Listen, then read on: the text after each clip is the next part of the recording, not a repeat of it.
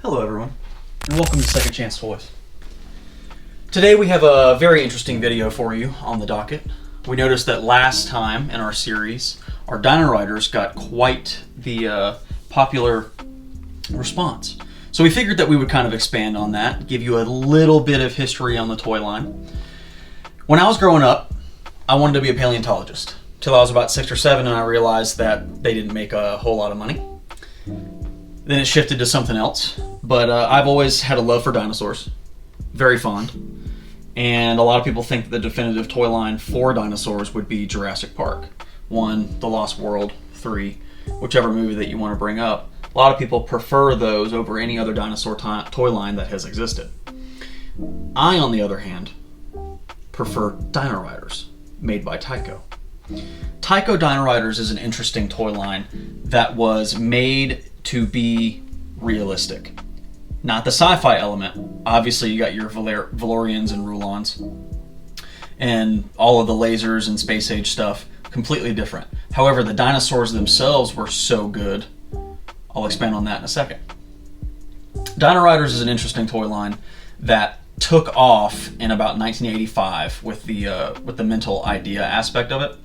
And then it kind of shifted. There was a person at Tyco. His name was Jim Alley, and he was responsible for coming up with ideas for toy lines. Tyco was struggling due to majority of their sales being in the 50s, 60s, early 70s with things such as slot cars and other mechanical items, such as trains.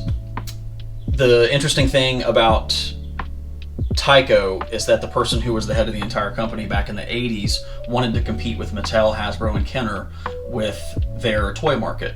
The only way they could do that was to expand and further their inventory and product on something that kids would be interested in. They did not want to hit on the action figure market, so they decided dinosaurs was the way to go. Jim Alley produced this great idea in his mind and had developers and designers work on creating these dinosaurs for this toy line. They wanted to focus on realism, seeing as how most children knew more about dinosaurs than adults did.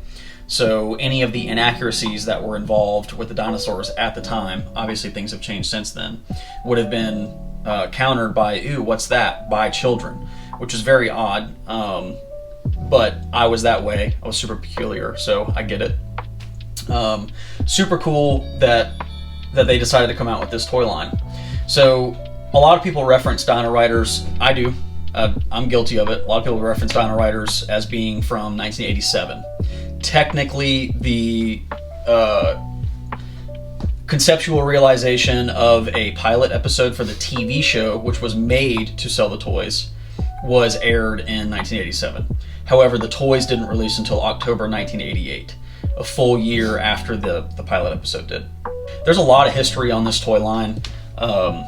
As far as pre-production goes, so much changed in the story and how they came up with the idea for each of the ruling factions, and even the dinosaurs themselves. Now, what they did accomplish in '88 when they came out was making almost everything unique. The one thing that they did not change was the Deinonychus. There was no other dinosaur that they could accurately represent using the Deinonychus body.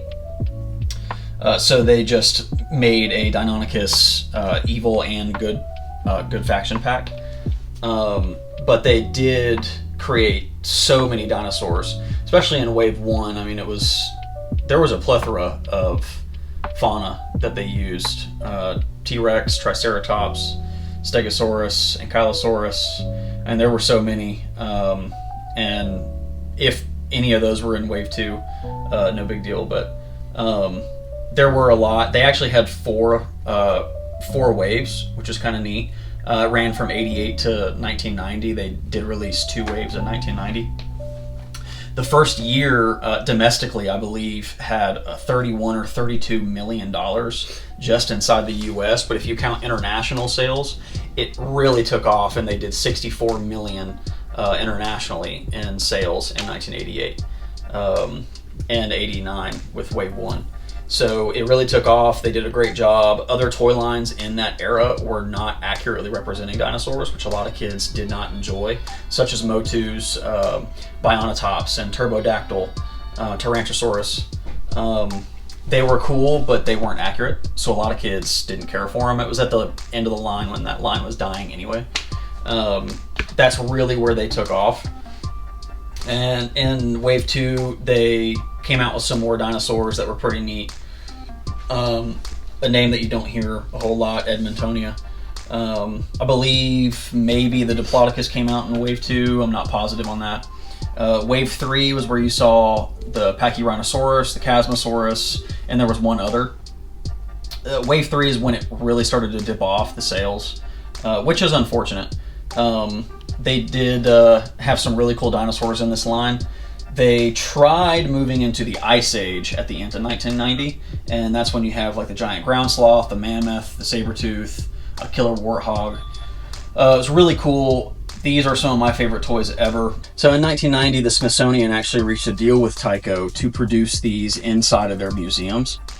They considered the dinosaurs to be so accurately represented, as far as we knew at the time, that they struck a deal, and Tyco started producing these with the same molds, same colors, etc. for the Smithsonian museums. It's really cool that they did that. One thing was changed because the inaccuracy with the electronics, the walking features. The Smithsonian didn't care to have any of that involved. It would actually up the amount of cost for production as well. So Tyco removed the electronic features, and the Smithsonian started selling them in their gift shops, I want to say from 1990 up until 93, 94. One cool thing that Tyco did resurrect some of these dinosaurs for was their 1993 toy line Cadillacs and Dinosaurs. It's really cool that they got to use these molds again for something that was their own rather than selling to the Smithsonian. I genuinely love this toy line. This is one of my favorite toy lines that has ever existed. And it's just unfortunate that in today's day and age, nobody has decided to do anything with it. Now, technically, when Tyco was purchased by Mattel back in the mid-90s, I believe, Mattel did obtain the rights to Dinoriders. However, they have never chosen to really do anything with it. They had like a little test piece out on the market about 4 or 5 years ago, and it was small little micro figures that had purple, green dinosaurs and people. I want to say the purple were for the evil Rulons, and the green were for the faction Valorians. Unfortunately, that did not do very well, so Mattel decided not to further the project, which is ridiculous because that's not Dinoriders. It was just little micro dinosaurs. If they would have put actual Dinoriders out on the market, I think that they would have took off. They would have absolutely blasted off. I know for one that I would be willing to back a project for Dinoriders, and they don't have to be electronic. That's not a feature that I'm necessarily too sturdy about, but I would love that. I feel like there's a lot of people that would love that, and I feel like it would also grasp the attention of a lot of 80s kids and late kids that grew up in the early 90s that got to play with these as a child but didn't own any, and or kids that never had any and was always in love with them like I am. So hopefully Mattel ends up doing something with them.